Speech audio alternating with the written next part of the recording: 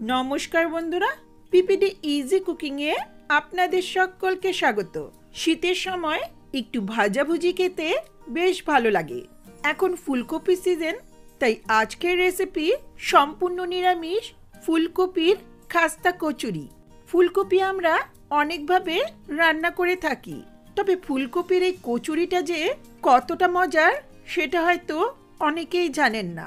আমি খুব সহজভাবে রান্নাটা করে দেখাবো। আশা করছি রেসিপিটা আপনাদের ভালো লাগবে। ভালো লাগলে লাইক কমেন্ট শেয়ার করবেন আর চ্যানেলটাকে সাবস্ক্রাইব করে পাশে থাকবেন। রেসিপিটা শুরু করি।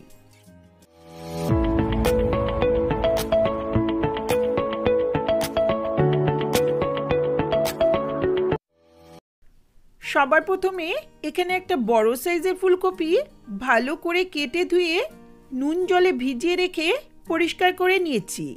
টুকরোগুলো একটু বড় করে কেটেছি।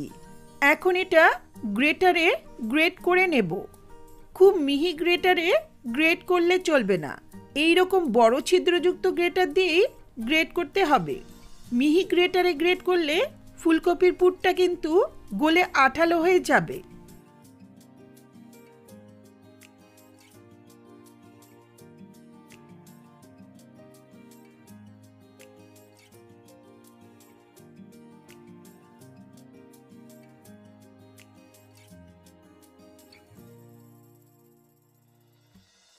এখানে প্রায় 4 কাপ মতো ফুলকপি গ্রেট করে নিয়েছি।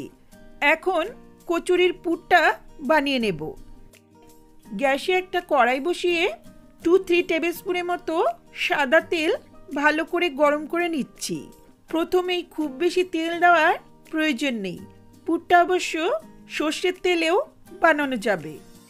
তেল ভালো করে গরম হলে এখন এতে দিচ্ছি 1/2 টিস্পুন গোটা জিরে। চাইলে কালো জিরে ফোড়ন দিয়েও রান্নাটা করা যায়।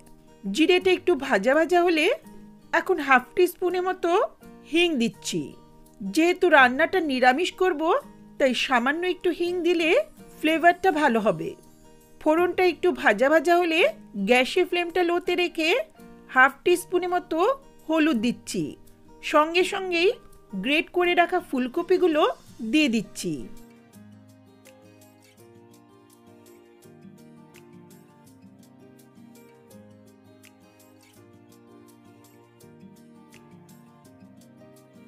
দিচ্ছি স্বাদ মতো লবণ। আমি ফোড়নে আদাটা দিতে ভুলে গেছিলাম।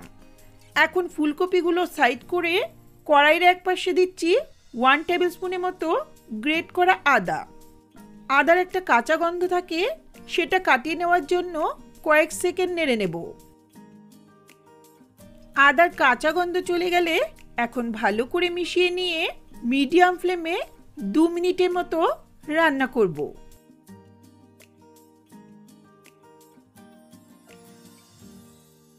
দিচ্ছি বেশ কিছুটা কুচনো কাঁচা লঙ্কা। ঝালটা অবশ্যই নিজেদের পছন্দ মতো দেবেন। একই সঙ্গে কিছু মশলা দেব। 1 টিস্পুন করে জিরের গুঁড়ো, ধনের গুঁড়ো, 1/2 টিস্পুন করে আমচুর পাউডার, গরম মশলার গুঁড়ো আর সবজি মশলা। সবজি মশলাটা অবশ্য অপশনাল। সবজি মশলাটা বাদ দিয়ে বাকি মশলাগুলো দিয়ে পুরটা বানানো যাবে। লবণটা অ্যাডজাস্ট করে নিচ্ছি। খুব সামান্য একটু চিনি দিচ্ছি, কারণ কচুরির পুরটা সামান্য একটু মিষ্টি মিষ্টি হলে ভালো লাগে। তবে যারা মিষ্টি পছন্দ করেন না, তারা নাও দিতে পারেন। এখন ভালো করে মিশিয়ে নিয়ে আরও 2 মিনিটের মতো মিডিয়াম ফ্লেমে পুরটাকে কষিয়ে নেব।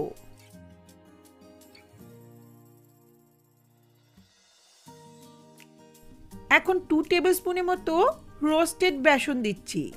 এই বেসনটা দেওয়াতে কফির মধ্যে যে জল ভাবটা আছে সেটা টেনে যাবে, আর কচুরিটাও বেশ খাস্তা হবে।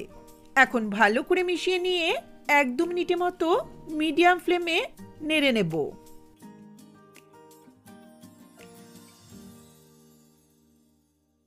পুরটা প্রায় রেডি হয়ে গেছে। এখন সবশেষে দিচ্ছি বেশ কিছুটা ধনেপাতা কুচি। আর বেশিক্ষণ রান্না করার প্রয়োজন নেই, ভালো করে মিশিয়ে নিলেই তৈরি হয়ে গেল কচুরির পুর। এখন গ্যাসের ফ্লেমটা অফ করে পুরটাকে প্লেটের মধ্যে ছড়িয়ে ঠান্ডা করে নেব। গরম পুর দিয়ে কচুরি বানানো যাবে না, তাই পুরটাকে অবশ্যই ভালো করে ঠান্ডা করে নিতে হবে। এটা ঠান্ডা হতে হতে এখন কচুরির ডোটা রেডি করে নিচ্ছি। একটা বড় থালায় নিচ্ছি 2 কাপ ময়দা, 1 কাপ আটা।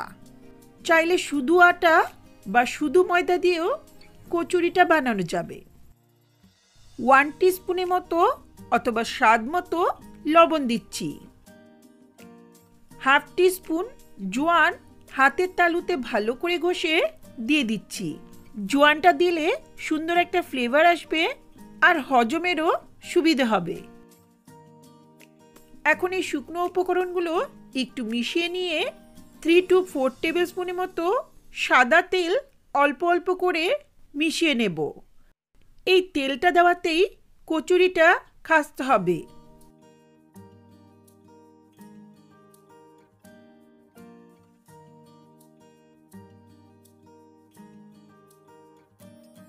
এটা ভালো করে মেশানো হলে এখন হাতের মুঠোতে এইভাবে চেপে চেক করে নিচ্ছি। এটা এরকম দলা হলে বুঝতে হবে ময়ানটা ঠিক হয়েছে। এখন অল্প অল্প করে জল দিয়ে ভালো করে মেখে একটা মিডিয়াম সফট ডো বানিয়ে নেব। জলটা অবশ্যই নর্মাল টেম্পারেচারে নিতে হবে। গরম জল বা খুব ঠান্ডা জল নেওয়ার প্রয়োজন নেই।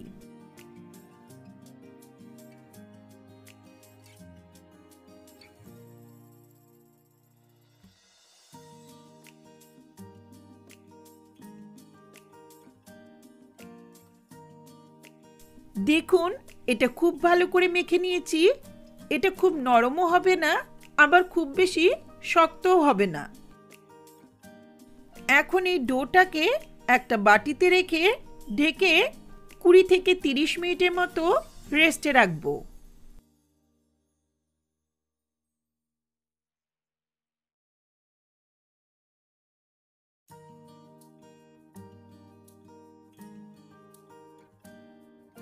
আধ ঘন্টা পর ফিরে এসে এখন এই ডোটাকে খুব ভালো করে আরো একবার মুথে নিচ্ছি। হাতে সামান্য একটু তেল নিয়ে ডোটাকে মসৃণ করে নেব।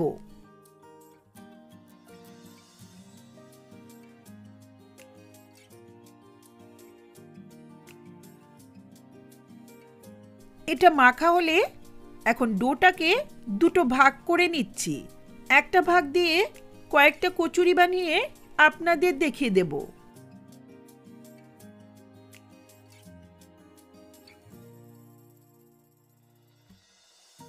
এখন এটা দিয়ে ছোট ছোট করে কচুরির জন্য লেচি কেটে নেব। কচুরিগুলো আমি ছোট ছোট করে বানাবো, তাই লেচিগুলো ছোট করে নিচ্ছি।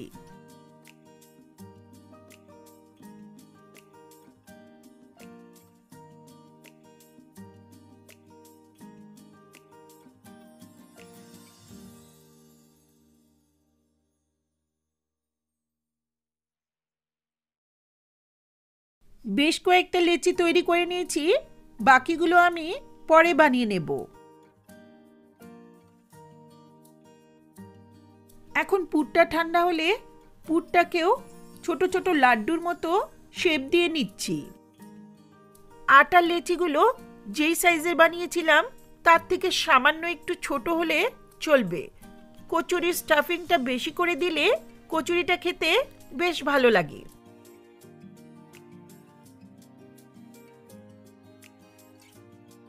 এগুলো রেডি করার পর এখন কচুরিগুলো শেপ দিয়ে নিচ্ছি। হাতে একটু তেল লাগিয়ে একটা করে ময়দার গুলি হাতে তুলে একটু চেপে একটা বাটির শেপ দিয়ে নেব।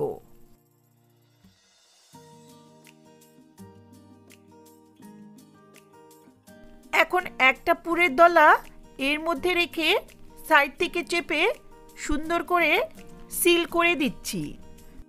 এটা খুব ভালো করে সিল করতে হবে যাতে কচুরিটা তেলে দেওয়ার সময় ফেটে না যায়। এখন এটা আবারও হাতের তালুতে চেপে ঠিক এইভাবে চ্যাপটা করে নিচ্ছি। সাইডগুলোকে হাতে চেপে একটু পাতলা করে নিতে হবে। আমি কোনো বেলাবেলির ঝামেলা ছাড়াই কচুরিটা বানিয়ে নিচ্ছি। আপনারা চাইলে হালকা করে একটু বেলে নিতে পারেন। একটা রেডি হয়েছে, আমি বাকিগুলো একইভাবে রেডি করে নেব। পুরটা ভরার পর অবশ্যই খুব সুন্দর করে সিল করে দিতে হবে, তা না হলে কচুরিটা তেলে দেওয়ার পর ফেটে গিয়ে তেলটা নোংরা হয়ে যেতে পারে।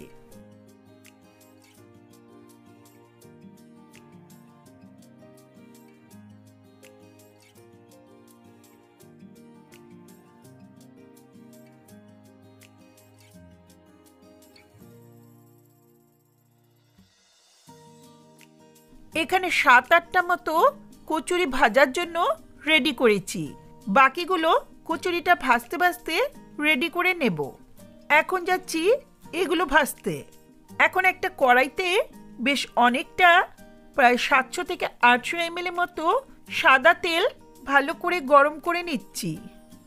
ডিপ ফ্রাই করার জন্য তেলের পরিমাণটা একটু বেশি হলে ভালো হয়। তেল ভালো করে গরম করে নেওয়ার পর গ্যাসের ফ্লেমটা অফ করে টেম্পারেচারটা অনেকটাই ডাউন করে নিতে হবে। এখন হালকা গরম তেলে 2-3টে কচুরি ভাজার জন্য ছেড়ে দিচ্ছি। কচুরি সবসময় কম গরম তেলেই ছাড়তে হবে। এখন লো ফ্লেমে ততক্ষণ ভাজবো যতক্ষণ না কচুরিগুলো ফুলে তেলের উপর ভেসে উঠছে। তেলে ছাড়ার পর কিন্তু নাড়াচাড়া যাবে না, এটা নিজে থেকেই উপরে ভেসে উঠবে। দেখুন কচুরিগুলো কি সুন্দর উপরে ভেসে উঠেছে। এখন এগুলো খুব সাবধানে একটু উল্টে নিচ্ছি। অনেকগুলো কচুরি একসঙ্গে ভাজা যাবে না, কড়াইটা যেহেতু ছোট তাই আমি 3টে মতো কচুরি ভেজে নিচ্ছি। এগুলো উল্টে নেওয়ার পর আবারও লো ফ্লেমে ততক্ষণ ভাজবো যতক্ষণ না কচুরিটা লাল হয়ে উঠছে।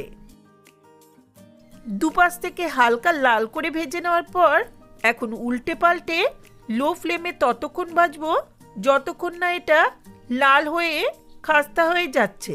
হাই ফ্লেমে ভাজলে কচুরিটা অনেক সময় ফেটে যায়। লো ফ্লেমে ভাজলে কচুরিগুলো বেশ খাস্তা হবে। দেখুন কচুরিগুলো লাল লাল করে ভাজা হয়েছে। এখন গ্যাসের ফ্লেমটা মিডিয়াম হাইতে রেখে কচুরিগুলো তুলে নেব। এগুলো নামানোর সময় ফ্লেমটাকে হাইতে রাখলে কচুরিগুলো খুব বেশি তেল টেনে নেবে না।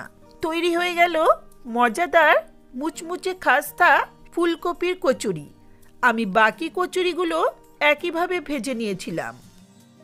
দেখলেন তো কতটা সহজ এই কচুরিটা বানানো। এই কচুরিটা খাওয়ার জন্য কিন্তু কোনো রকম সবজির প্রয়োজন হবে না। এটা এমনি সার্ভ করা যেতে পারে অথবা সস বা চাটনি দিয়ে সার্ভ করা যেতে পারে। আমি এই কচুরিটা ধনেপাতার চাটনি দিয়ে সার্ভ করেছি। দেখেই বুঝতে পারছেন কতটা খাস্তা হয়েছে। মজাদার এই নিরামিষ কচুরিটা ট্রাই করে দেখুন। আর ভালো লাগলে আমার ভিডিওতে লাইক কমেন্ট শেয়ার করবেন। আর চ্যানেলটাকে সাবস্ক্রাইব করে পাশে থাকা বেল আইকনটা অবশ্যই প্রেস করবেন, যাতে আমার ভিডিওর নোটিফিকেশনগুলি আপনাদের কাছে সহজেই পৌঁছে যায়। ধন্যবাদ।